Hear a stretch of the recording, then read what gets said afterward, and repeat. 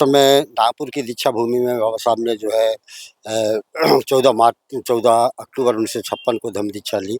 10 लाख लोगों के साथ में धम्म दीक्षा ली। धम्म दीक्षा में त्रिशरण पंचशील के साथ में 5 प्रतिज्ञाओं 5 पंचशीलों का भी उच्चारण होता है। और हमारे जो धम्म उपदेशक होते हैं, भगवान गौतम बुद्ध का धम्म समता, सुनता, बंधुता और न्याय पर आधारित धम्म है। आज भी कई 25-30 देशों में जो है बौद्ध धर्म वहाँ का राष्ट्रीय। बौद्ध धर्म की दीक्षा लेने के बाद कहा जाता है कि परिवार का त्याग, जो समाज बंधुता है उसको अपनाने के बाद मतलब जो शारीरिक संसार से जो रिश्ते हैं उनको त्याग करके एक मुंडन और गेरुआ वस्त्र धारण करने पड़ते हैं। ऐसा दीक्षा भूमि में कुछ होता भगवान बुद्ध के धम्मों में 2 तरह की धम्म दीक्षा होती है। एक तो भिक्षुओं की धम्म दीक्षा, दूसरी उपासकों की धम्म दीक्षा। न्याय पर आधारित धम्म है, इसलिए उससे जो है मानवता का धर्म कहलाया जाता है। जो हिंदू धर्म है उसमें दशहरा मतलब रावण का वध श्री राम ने किया गया था और इसी दिन दीक्षा भूमि मतलब दीक्षा ली जाती है। ऐसा क्यों? इस दिन ऐसा क्या विशेष हुआ था कि जिसको अशोक विजयदशमी कहा जाता है? ये मैं आपको इतिहास में और पीछे ले जाना चाहता हूँ कि मौर्य वंश का शासन जो 10 सम्राट हुए हैं, चंद्रगुप्त मौर्य से लगाकर और भगवान बुद्ध को विष्णु का नव अवतार मानते हैं हिंदू लोग, पर उनको अपनाते नहीं, ऐसा क्यों? जो है वेदों में उसमें जो है कहीं-कहीं 24वां अवतार भी बताया है, कहीं 9वां अवतार बताया है, कहीं 12वां अवतार बताया है। लेकिन ये सारा जो है हमारे जो बाबा साहब अम्बेडकर ने कहा है कि जो है मैं ईश्वर मैं अवतार में इसमें मैं विश्वास नहीं करता। तो कोई ईश्वर अब बौद्ध धर्म में कोई अवतार नहीं होता और भगवान बुद्ध खुद एक राजा के पुत्र थे और वो अवतार नहीं हुआ, उनका जन्म हुआ।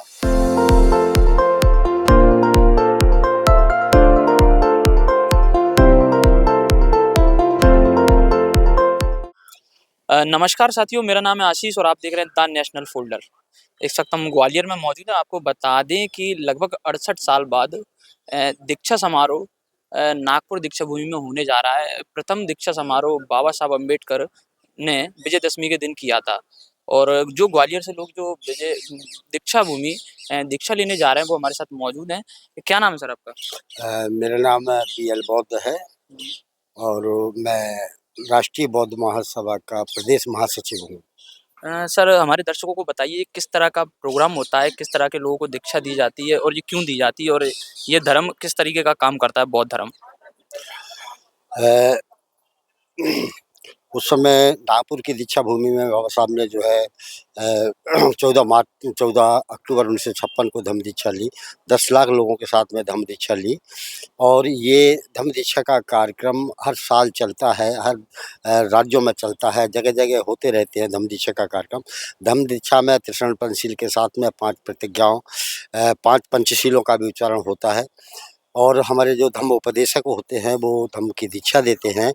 ऐसे कार्यक्रम जो है जो लोग अन्य संप्रदायों से, अन्य धर्मों से जो लोग आते हैं वो भगवान गौतम बुद्ध का धम्म समता, सुनता, बंधुता और न्याय पर आधारित धम्म है और ये धम्म जो है आज नहीं बहुत प्राचीन धम्म है। श्रमण सभ्यता से जो है ये चला आ रहा है।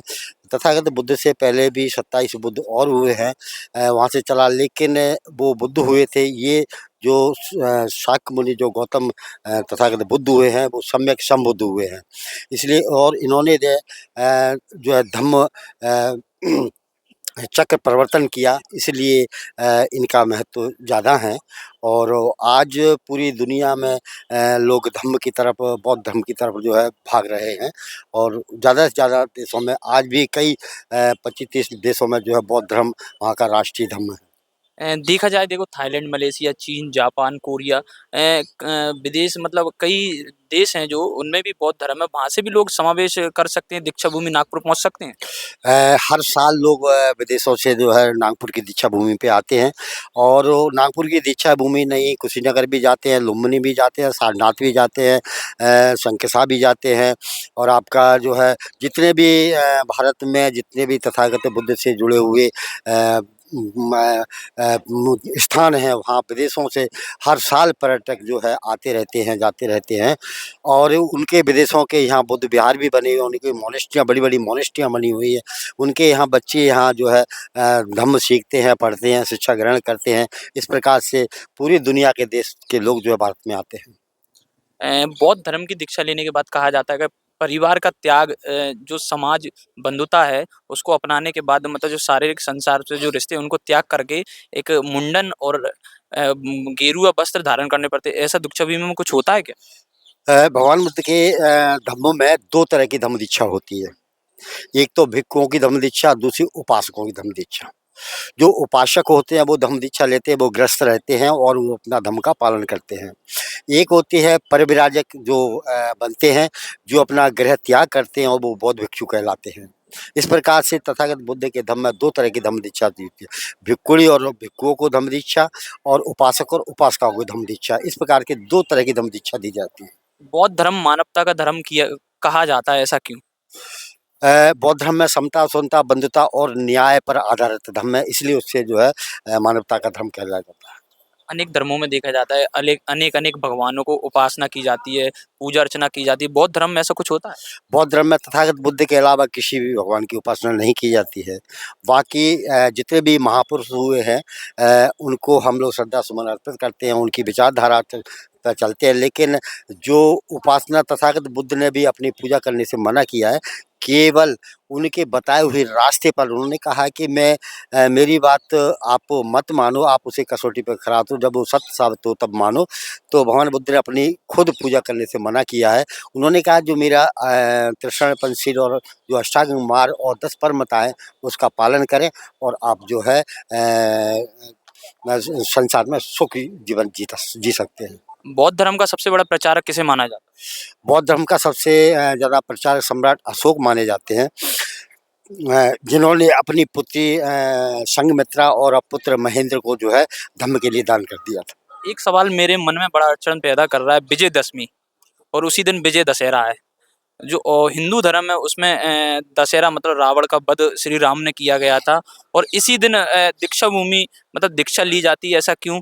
इस दिन ऐसा क्या विशेष हुआ था कि जिसको अशोक विजयदशमी कहा जाता है? ये मैं आपको इतिहास में और पीछे ले जाना चाहता हूँ कि मौर्य वंश का शासन जो 10 सम्राट हुए हैं, चंद्रगुप्त मौर्य से लगाकर और बृहद्रथ तक मौर्य वंश के 10 सम्राट हुए हैं।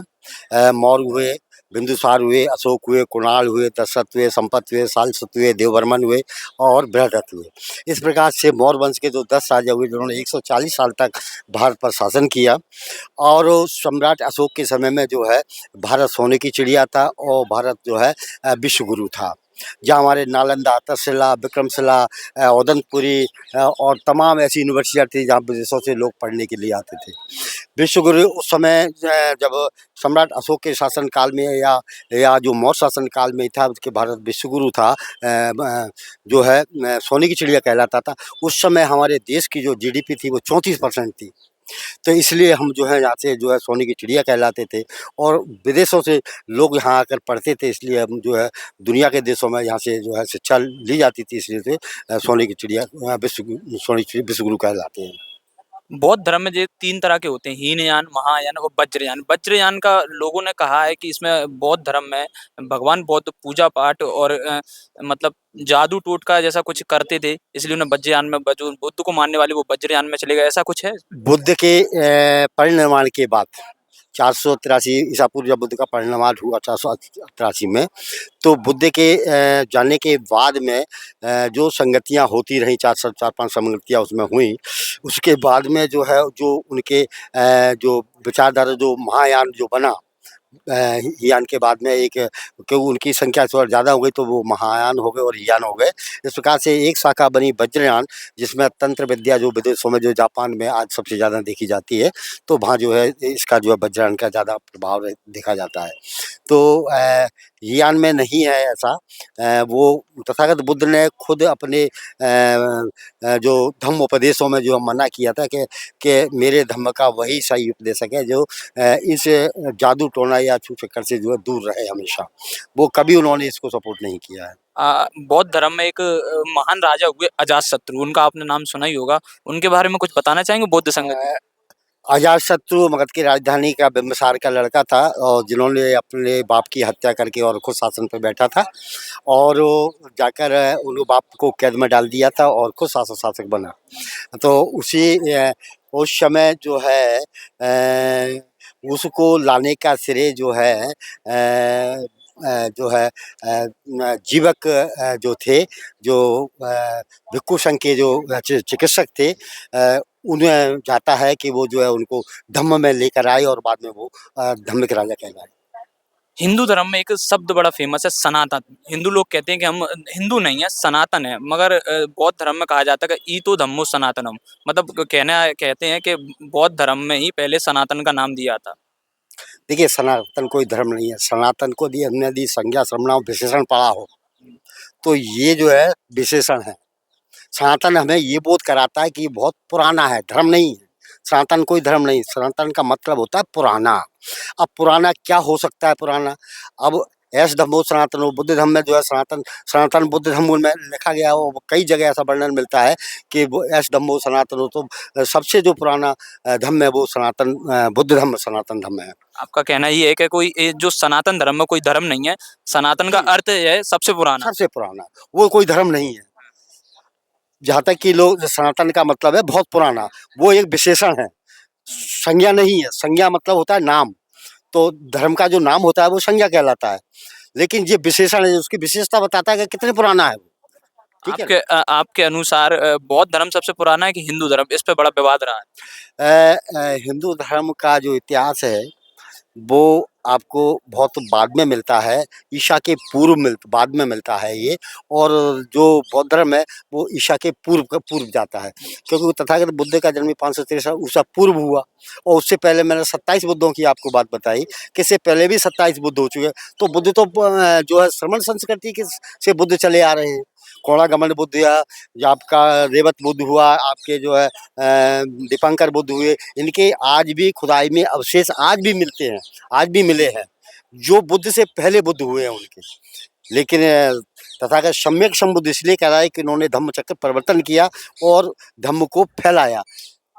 भगवान बुद्ध को विष्णु का नव अवतार मानते हैं हिंदू लोग, पर उनको अपनाते नहीं, ऐसा क्यों? जो है वेदों में उसमें जो है कहीं कहीं 24वां अवतार भी बताया है, कहीं 9वां अवतार बताया है, कहीं 12वां अवतार बताया है। लेकिन ये सारा जो है हमारे जो